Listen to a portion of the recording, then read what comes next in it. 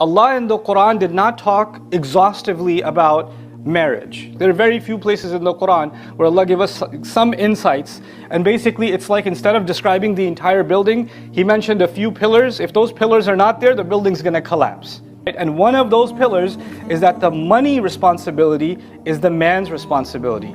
He better go find a job, he better go get some work, he better go and provide, because that is actually what Allah has made him responsible for the groceries, for the car, for the fuel, for the electricity bill, for the school, school supplies for the kids, everything. Everything. And that starts from the very beginning. When you get married, you take the responsibility of paying a mahr, a dowry.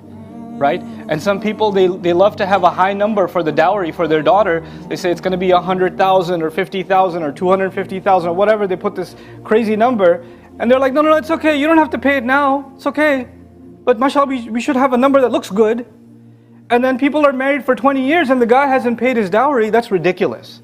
Because this is a condition of making a marriage valid. And a husband isn't even allowed to say to his wife, hey, by the way, can you give me a discount?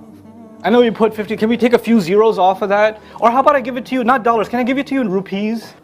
If you agreed to it, then you signed on. If you didn't want to agree to it, then you should never sign that document.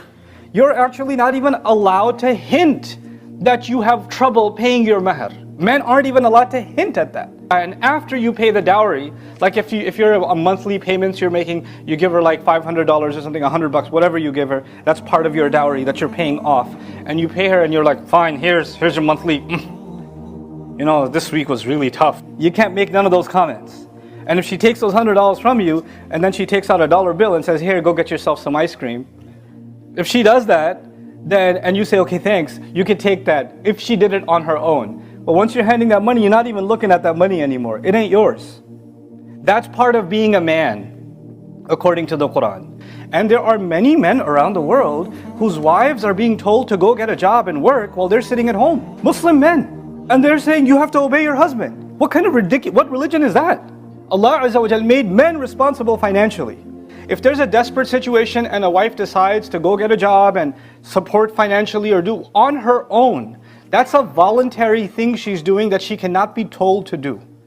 And if she does that, if she does get a job, if she does have a business, if her father left behind some stores or some property in her name, and you're like, hey, can we get some of that too? Because I'm your family. No, that's her money. You can't touch it. Allah made this equation in which she has a financial advantage, meaning your money is basically hers, and her money is hers.